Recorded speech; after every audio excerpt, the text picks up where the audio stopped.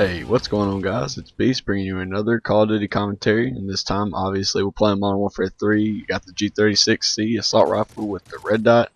I don't remember my perks exactly because this gameplay is actually probably almost a year old. I know that sounds terrible, but I forgot about it on my hard drive, just now found it. Decided to put it up because I was talking about Call of Duty Ghost, and seeing as that is made by Infinity Ward, I decided to put an Infinity Ward made Call of Duty up, and this is the most relevant one. So anyways, let's get started with the topic of the day. So this is going to be, I guess, technically episode 2, but I'm just going to start calling it, starting off by episode 1 of my wish list for Call of Duty Ghosts. And, a lot of people are saying, I've seen a lot of commentators do this. I decided, why not me? Why not I try it and, see what you guys think. I'd love to hear your opinions on what you want to see or what you want to see took out of the next Call of Duty or implemented or, whatever. What your opinions are on it, if you're going to even buy it or pre-order or whatever. Of course, I can't even make an opinion on the, or a depiction of what the game's going to even be like, because from what we saw, it wasn't even a gameplay. It didn't even show any piece of a gameplay. So, which, of course, that's because it was a teaser trailer. They're called a teaser for a reason. They're not really, that good on giving information, but that's, like I said, what they're intended to do. Like I said, not supposed to give you too much information, just kind of give you a snippet of what the game may or may not be about or whatever. I still believe that it's going to have Ghost involved in some sort of way. A lot of people, disagree with that, but that's just my thoughts. If he's in it, awesome. If he's not, oh well. Like I said, it's not a big deal. But there's, a lot of reasons why I did believe that Ghost would have been in Call of Duty Ghost. So, we'll see whenever the game comes out, and I guess I play the campaign, and many others play it as well, and, we'll see. He may even be an Easter egg, so who knows about that. But anyway, I'm going to go into a few things, mainly just the bigger subject circled around is the face-off game mode. Now, many people stopped playing Modern Warfare 3 before this game, DLC came out. This was actually a DLC. I know it's a, excuse me guys, my allergies have been killing me lately, man. They're still very bad, even though it's pretty much summer.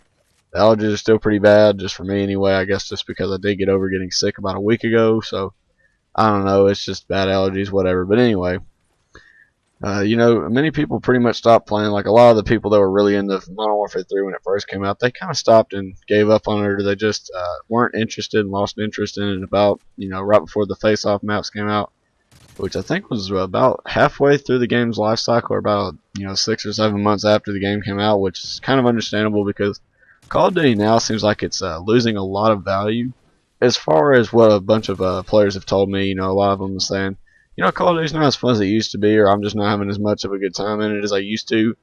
And I don't know if I necessarily agree with that for myself. I still like playing Call of Duty at times, and if it's frustrating me, like I said, I just hop off and either play something else, go outside, do whatever, just do something else. I'm not going to sit there and get frustrated, and that's how I do best to enjoy Call of Duty. If you're getting frustrated, just hop off right away, or whatever. It's best to not get frustrated, because then you're going to get negative thoughts in your head and you're going to automatically hate the game. A lot of people will hate it right away doing that, and then they'll continue to play it, and then that just makes you dislike the game even more.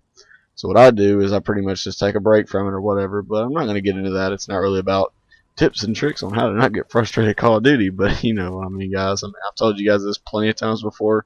It really does work. It makes you enjoy the game at least a little bit longer than you probably would have if you just played it while you were getting frustrated.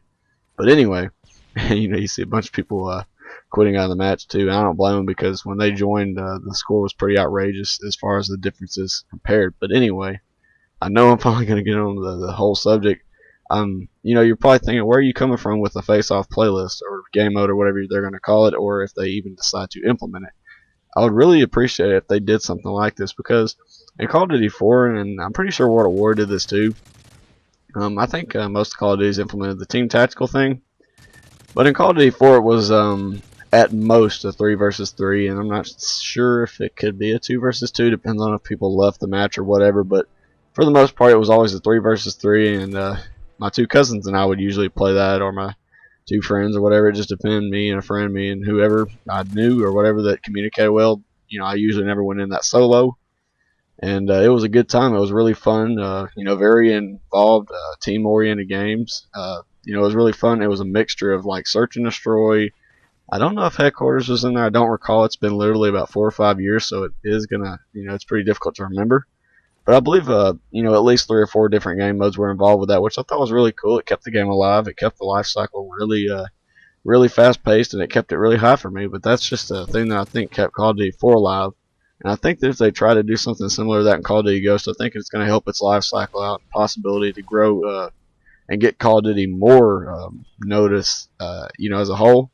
Not that it already has a lot of notice. Trust me, guys. This game, obviously, the whole franchise in general has a pretty big, I guess, benchmark in the gaming community. I mean, first-person shooting, it's one of the main shooters that everybody goes to, whether people agree with all the mechanics of the game or not. It's one of the most popular shooters out there, and there's a pretty good reason for it. I mean, it's pretty simple, game. It's very, even though it is getting technical, more and more technical each time that a new title releases, there's still that simplicity factor that people like to come back to and play it. And I think that if they bring back Team Tactical or a variation of the 2v2, 3v3 playlist, I think that'll definitely bring many more competitive-ish slash just players that want to relax and have a good time with their friends back into the game. And I just think it'll help Call of Duty Ghost out a lot, and I would love to see it implemented. But anyways, guys, feel free to leave your opinions in the comment section below. You guys have an awesome day, and I'll see you in the next one.